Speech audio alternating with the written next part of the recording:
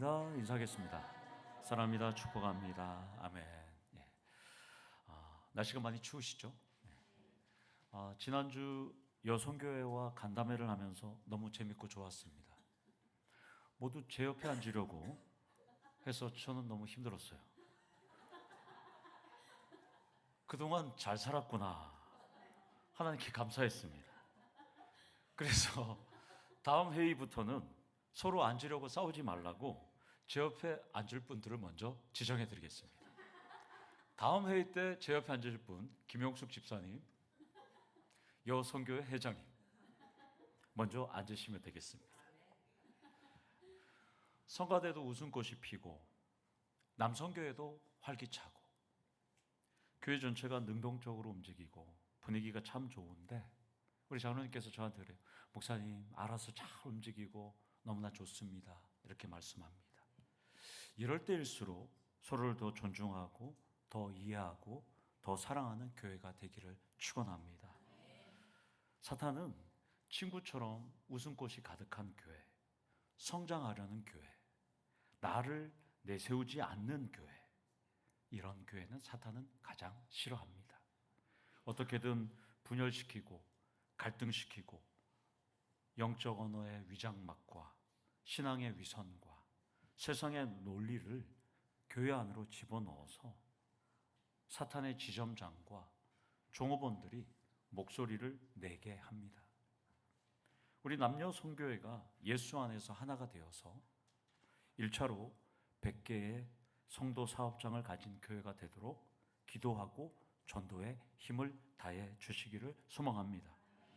그리고 여러분들도 욕과 같이 주저앉아 있는 성도들에게 친구처럼 용기와 위로를 주고 함께 일어날 수 있도록 주의 사랑을 나누어 주기를 축원합니다. 지난주 살펴본 대로 욥은 주를 향한 믿음과 소망과 사랑으로 우주 최고의 계략가, 전략가인 사탄이 준비한 어마어마한 시험을 가뿐히 통과했습니다. 욥의 태도는 하나님을 욕하거나 불만하기는커녕 오히려 하나님을 경배하고 하나님을 찬양하고 하나님께 엎드렸습니다. 욥의 모습을 보면 정말 대단합니다. 창조주 하나님이 인정할 만한 행동을 했습니다. 그러면 이제 회복과 축복이 필요한 시점입니다. 그런데 욥의 상황은 안타깝게도 전혀 달라지지 않습니다. 멀쩡한 욥을 상대로 하나님과 사탄이 내기가 벌어졌잖아요. 내기가 끝났으면 원상복구라고도 해줘야 되는데 망한 그대로의 상태로 욥은 하루하루 살아갑니다. 물론 욥은 하늘나라에서 일어난 일을 알 수 없으니까 그대로 있을 수밖에 없어요. 그런데 성경을 읽는 우리는 욥과 달리 모든 상황을 다 알아요. 욥은 성공했잖아요. 그러면 욥에 대해서 회복이 일어나야 되는 거죠. 그러면 여러분들의 심정은 어떤가요? 성경을 읽으면서 사탄의 무시무시한 시험을 견뎌냈으면 우리 생각은 하나님께서 욥을 하늘나라로 부르셔서 큰 잔치를 벌려주어도 시원치 않잖아요. 그런데 욥의 삶은 달라지지 않습니다. 1절을 보면 다시 한번 하늘의 궁전으로 카메라를 돌릴 뿐입니다. 또 하루는 이렇게 시작합니다. 고난 이후 고통 중인 욥에게는 치욕적인 날의 연속일 뿐입니다. 하나님은 이 또 하루 변화가 없어요. 이것을 보면 우리도 강력한 고난을 겪은 후에 바로 회복된다는 것은 우리의 욕심일 수가 있습니다. 고난 이후에도 인내와 견딤의 시간이 반드시 필요하다는 것입니다. 우리 성가대장님이 방우령 집사님이 저에게 목사님 사업 업종을 바꾸는데 지난주 저에게 이렇게 말씀했어요. 목사님, 이번이 저는 마지막이라고 생각하고 최선을 다할 겁니다. 그래서 제가 이랬어요. 아니에요. 이번에도 성공할 수도 있고 이번에도 실패할 수 있어요. 그러니까 열심히 하는 것은 당연해요. 그러나 이번은 마지막이 아니에요. 열심히 새롭게 하자고 했어요. 그리고 제가 이랬어요. 힘들면 힘들다고 말하라. 더 좋은 다른 일도 할 수 있다. 극단적인 올인만 하지 말라. 이렇게 말했어요. 어떻게든 이 위기를 이겨내려고 담임 목사도 기도하고 장로님도 기도하고 성도들도 기도하니까 이번 사업 한번 잘 해보자고 말했습니다. 여기서 첫 번째 포인트로 고난 후에는 인내와 견딤의 시간이 반드시 필요합니다. 업종 바꿔서 주문이 물밀듯이 밀려들면 하나님께 감사하면 됩니다. 주문이 밀려들지 않으면 열심히 하면 됩니다. 사업이 잘 안 되면 하나님의 뜻을 찾고 함께 도와주면 되는 것입니다. 그러니까 인내와 견딤의 시간이 반드시 중요합니다. 욥은 고통 중에 하루하루를 보낼 때 1절을 보면 하나님의 아들들, 즉 천사들이 하나님 앞에 도열합니다. 하나님 앞에 나옵니다. 하늘나라의 궁정회의가 또 시작되었습니다. 그리고 궁정회의는 우리가 너무나도 잘 아는 미스터 사탄, 욥을 잿더미로 만든 이 미스터 사탄이 아무 일도 없는 것처럼 천연덕스럽게 천사들과 함께 도열해 있어요. 욥을 완전히 망가뜨려 놓고는 하나님 앞에 아무런 표시도 안 내고 그냥 그 앞에 서 있습니다. 그러자 하나님께서는 이번에도 먼저 사탄에게 질문해요. 질문의 주제가 욥이 아니에요. 하나님도 천연덕스럽게 있는 사탄에게 욥을 묻지 않습니다. 뭐라고 물으세요? 사탄에게 내가 어디서 왔느냐 이렇게 물어봐요. 우리 하나님은 다 아시면서 사탄에게 물어봐요. 그러면 하나님께서 욥을 잊으셔서 이렇게 물어보실까요? 아니죠. 욥에게 치욕스러운 패배를 누가 당했어요? 사탄이 당했잖아요. 아무렇지도 않은 채 욥에게 패배를 당한 그 사탄을 부르는 의도가 있는 것입니다. 하나님이 사탄을 부르시는 의도는 사탄이 하나님께 도발했잖아요. 하나님을 이기려고 했잖아요. 그 교만한 행동을 회개하고 엎드려지길 하나님은 원했습니다. 그런데 사탄은 너가 어디서 왔느냐 물어보니까 사탄은 뭐라 그래요? 땅을 두루돌아 여기저기 다녀왔나이다. 그러니까 저는 하나님께서 저에게 맡겨주신 일들을 감당하기 위해서 지구를 여기저기 다녔습니다. 이렇게 대답해요. 사탄은 하나님께서 자기에게 왜 물어보는지 의도를 알았어요. 또 하나님께서 왜 나를 부르는지 다 알았어요. 그리고 사탄은 무엇을 보고해야 하는지도 다 알았어요. 그러나 사탄은 창조주 하나님께 무릎을 꿇을 생각이 없습니다. 하나님이 욥에 대해서 말하지 않았는데 나를 패배시킨 그 사람에 대해서 내가 먼저 구태여 말할 이유가 없는 것입니다.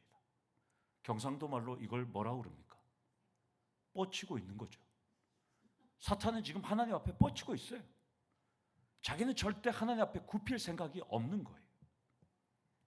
여러분 같으면 어떻게 생각하세요? 이쯤 되면 하나님, 제가 잘못된 생각했습니다. 다시는 안 그러겠습니다. 한 번만 용서해 주면 저 안 그러겠습니다.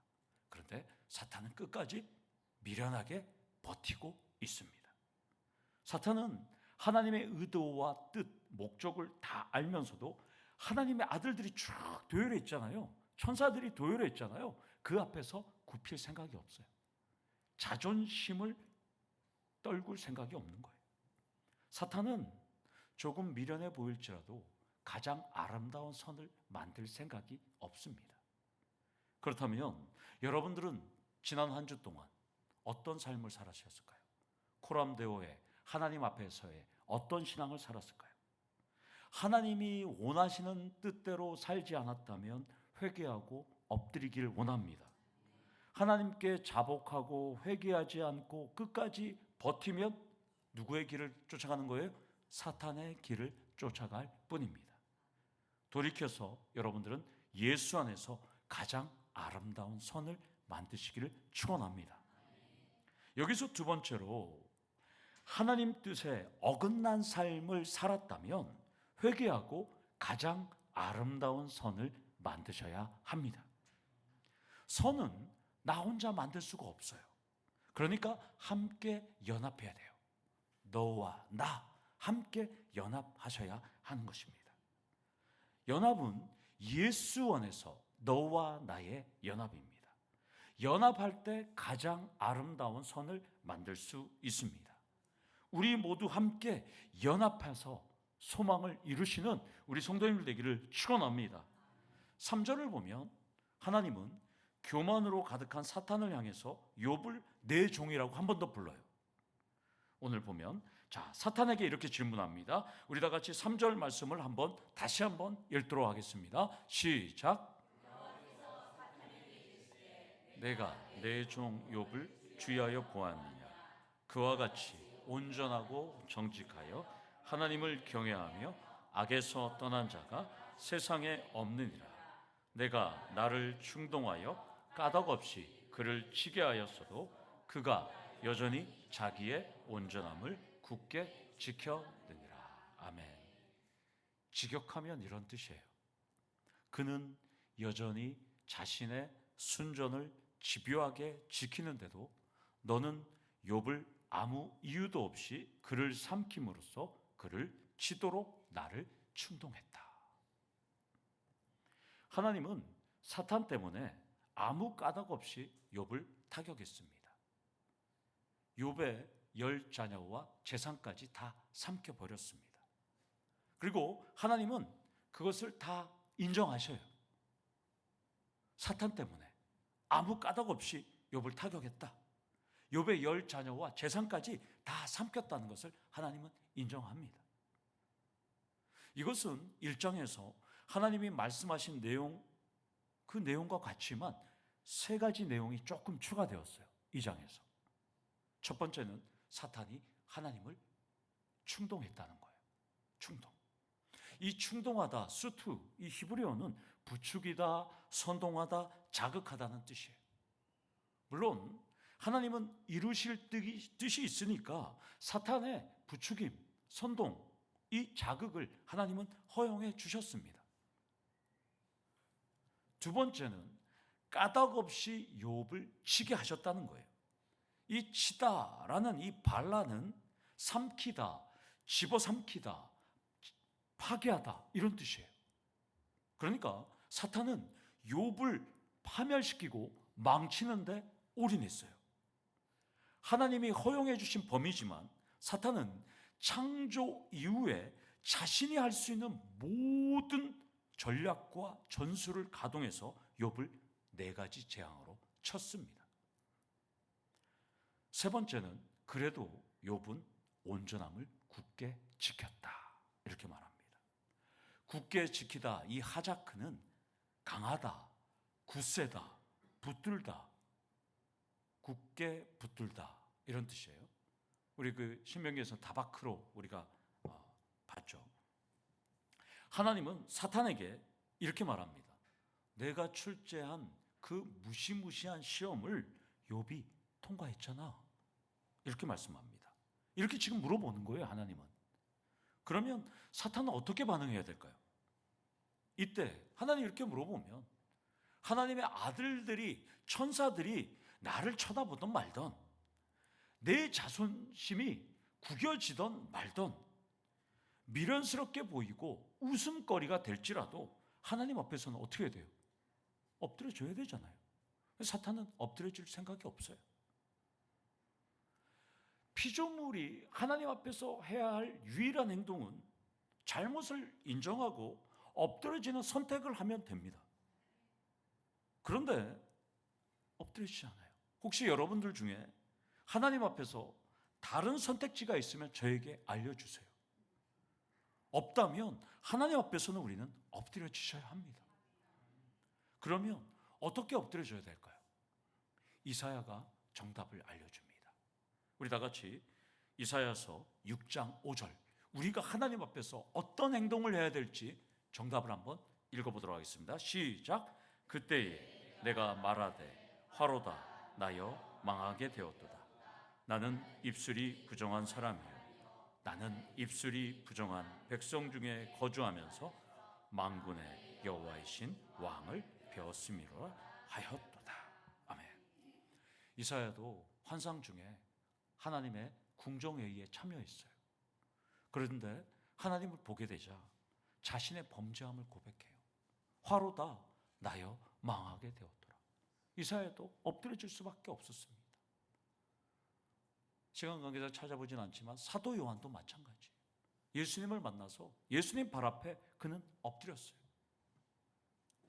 하나님 말씀을 전하는 선지자임에도 불구하고 자기는 입술이 부정한 사람이래요. 여러분, 하나님의 말씀을 전하는 사람이 선지자잖아요. 근데 하나님 말씀을 전하는 자기가 입술이 부정한 사람이라고 고백하는 거예요.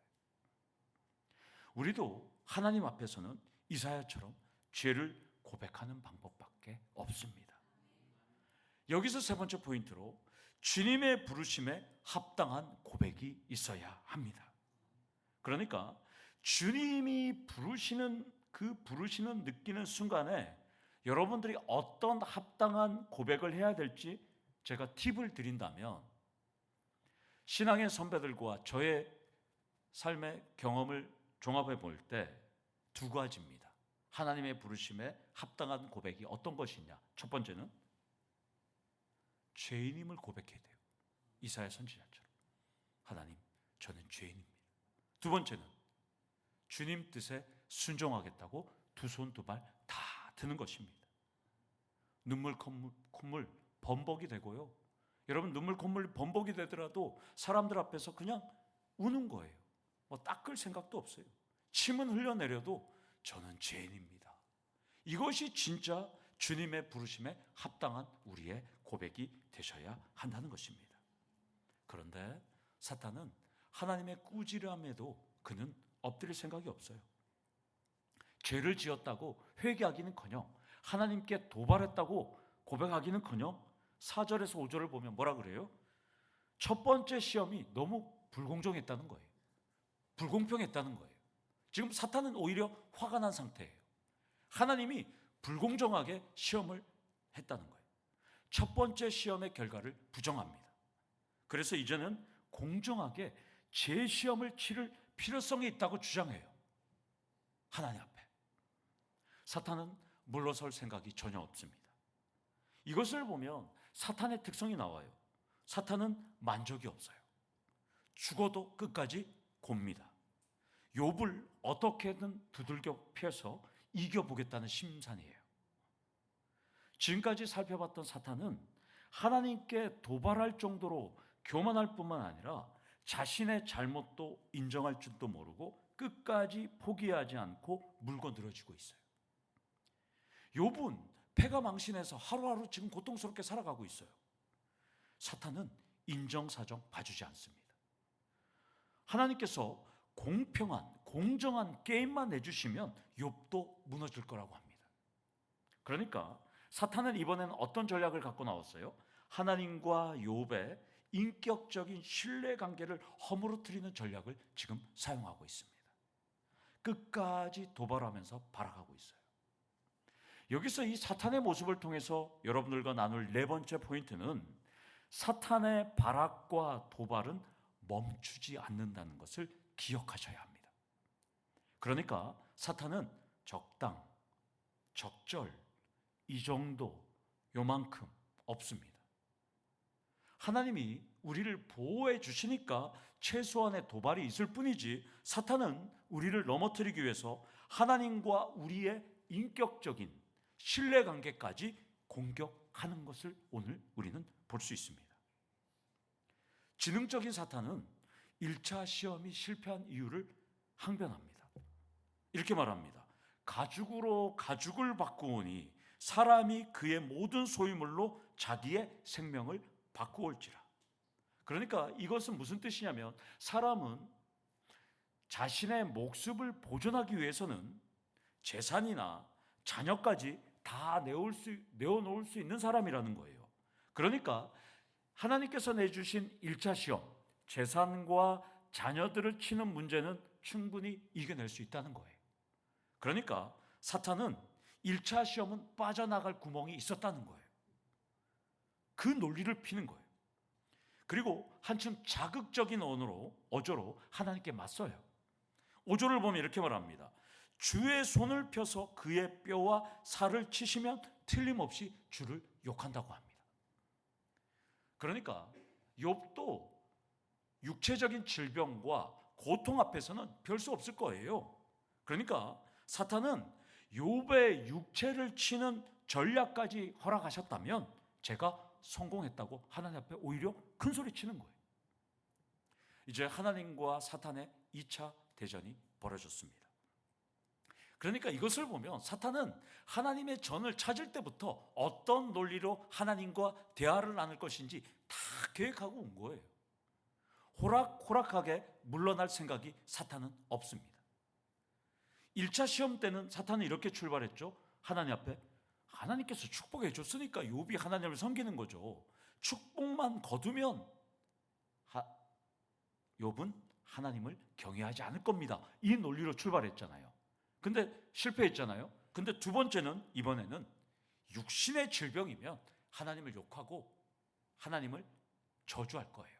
지금 그 논리로 하나님께 접근하고 있습니다.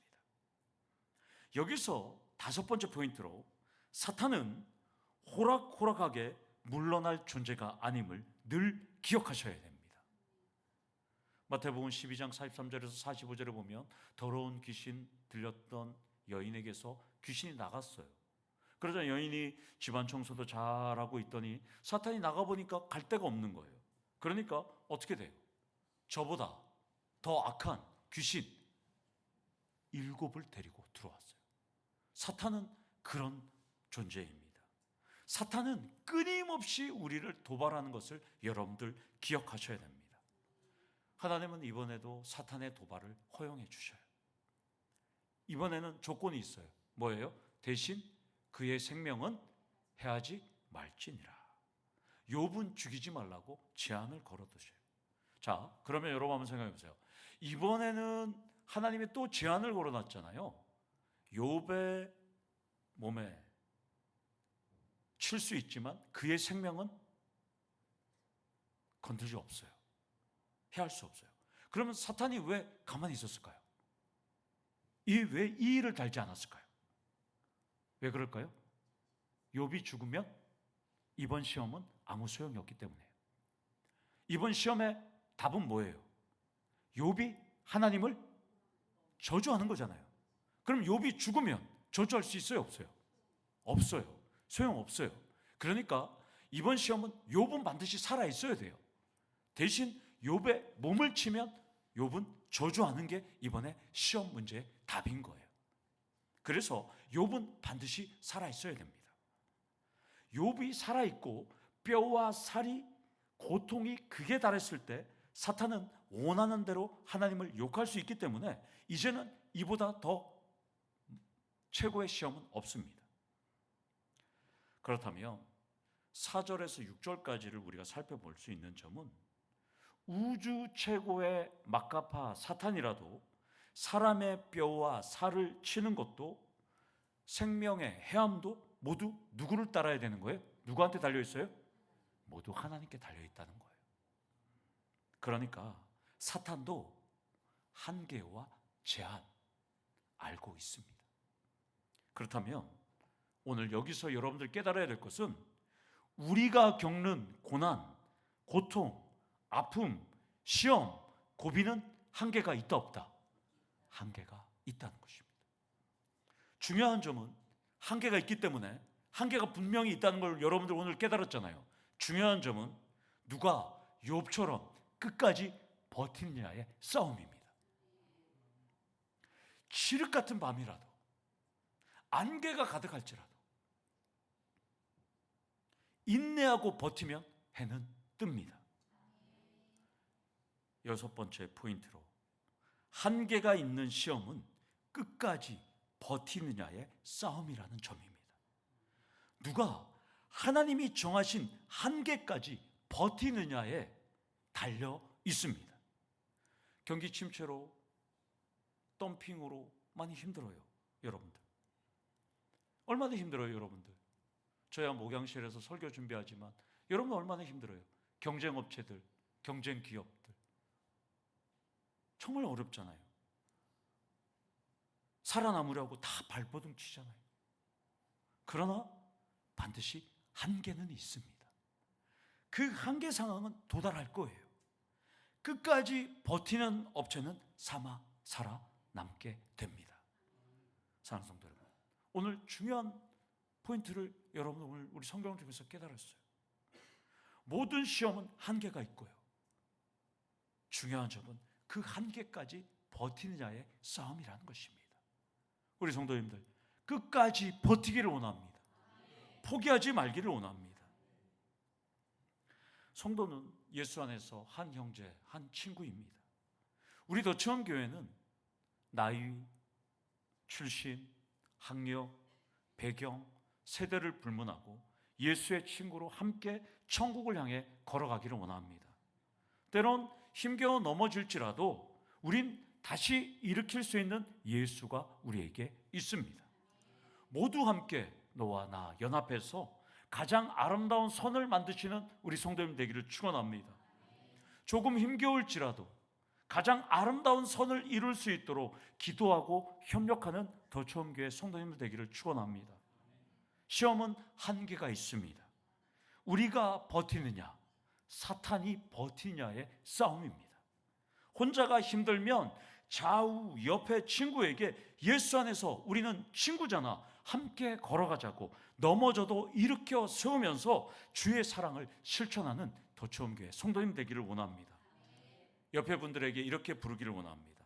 친구야. 다시 한번 불러보겠습니다. 친구야. 이렇게 다시 한번 얘기하겠습니다. 친구야. 우리 함께 걸어나가자. 친구야. 우리 더 서로 사랑하자.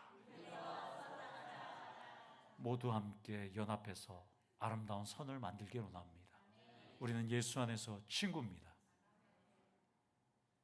제가 설교를 준비하면서 짧은 3개의 문장을 한번 만들었어요. 이걸 소개하면서 마무리하도록 하겠습니다. 믿음의 시련은 칭찬과 영광의 선물을 얻고, 소망의 시련은 상급과 영생의 선물을 얻고, 사랑의 시련은 주님의 영원한 사랑의 선물을 얻게 된다. 더초음의 친구들이요, 믿음, 소망, 사랑으로 가장 아름다운 선을 만들고 끝까지 버텨서 하나님께 영광을 돌리기를 간절히 축원합니다. 아멘. 우리 다 같이 기도하시겠습니다. 하나님 아버지, 우리 성도님들 한계가 정해져 있는 이 시험, 너무나 어려운 이 불경기, 덤핑과 정말 경쟁이 치열한 우리 성도님들의 사업장, 우리 성도님들 끝까지 한계까지 버틸 수 있도록 하나님 지혜 주시고 용기 주시고 능력을 허락하여 주시고 좋은 사람들 붙여 주시옵소서. 좋은 친구들도 만날 수 있도록 하나님 역사하여 주셔서 다 같이 일어나서 연합해서 아름다운 선을 만들 수 있는 우리 성도님들 될 수 있도록 하나님 긍휼을 베풀어 주시옵소서. 예수님의 이름으로 기도드리옵나이다. 아멘. 우리 다 같이 일어나셔서 찬양 드리도록 하겠습니다.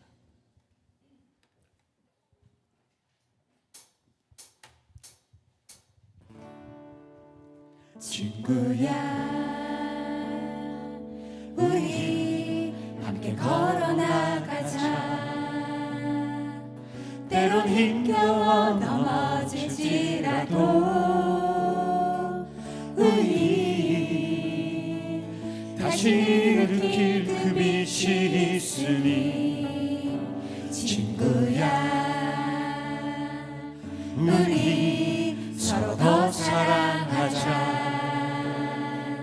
조금 미련해 보일지 몰라도 우리 먼저 보이신 사랑이 한 번 더 합니다. 친구야,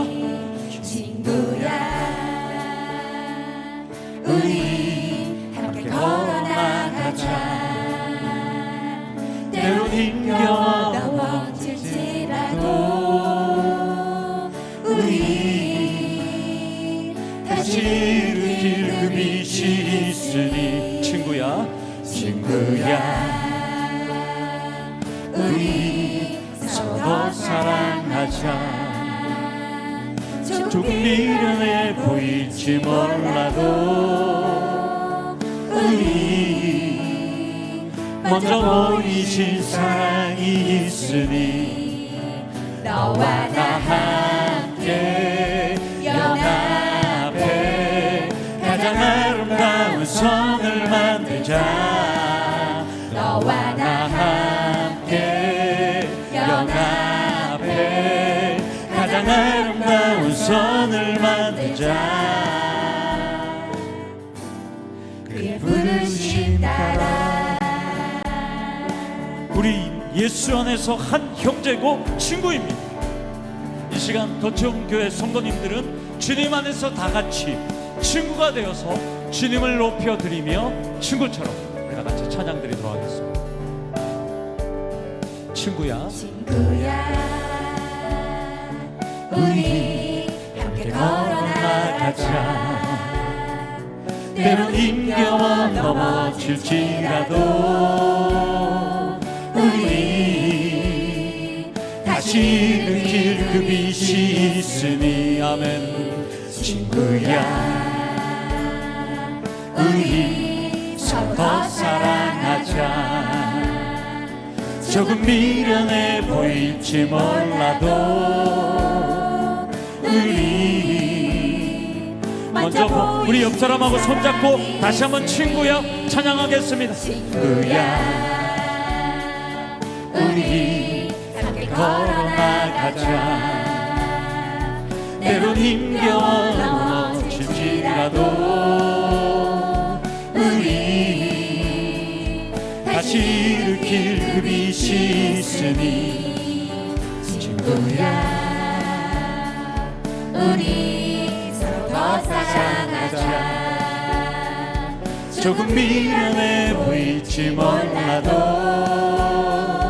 우리 먼저 보이신 사랑이 있으니 너와 나 나 함께 연합해 가장 아름다운 선을 만들자. 아멘. 너와 나 함께 연합해 가장 아름다운 선을 너와 나 함께 너와 나 함께 연합해 가장 아름다운 선을 만들자. 너와 나 함께 연합해 가장 아름다운 선을 만들자. 내 유익과 자랑으로만 가득한 세상 속에 하나를 이루신 오늘 보이신 주의 사랑을 따라 너와 나 함께 연합해 가장 아름다운 선을 만들자. 너와 나 함께 연합해 가장 아름다운 선을 만들자. 그의 부르심 따라. 아멘. 지금 우리 주 예수 그리스도의 은혜와 하나님 아버지의 무한하신 사랑하심과 성령님의 교통 감화 위로 역사하심의 은총이 이것과 같이 예수 안에서 어떤 어려움과 시험이 우리 앞에 닥칠지라도 한계가 있고 그 한계까지 끝까지 버티기로 결단하며 이 자리에 일어서는 우리 친구 같은 우리 도처음 모든 성도님들의 머리머리 위에와 이들이 속한 권속과 가정과 일터와 직장과 사업장 위에와 대한민국 교회와 대한민국과 세계 열방과 세계 열방 교회 위에와 지금도 이름도 없이 빛도 없이 5대양 6대주를 누비는 우리 선교사님들과 그들이 섬기는 교회와 성도들과 자녀들 위에 이제로부터 영원토록 항상 함께 있을지어다. 아멘.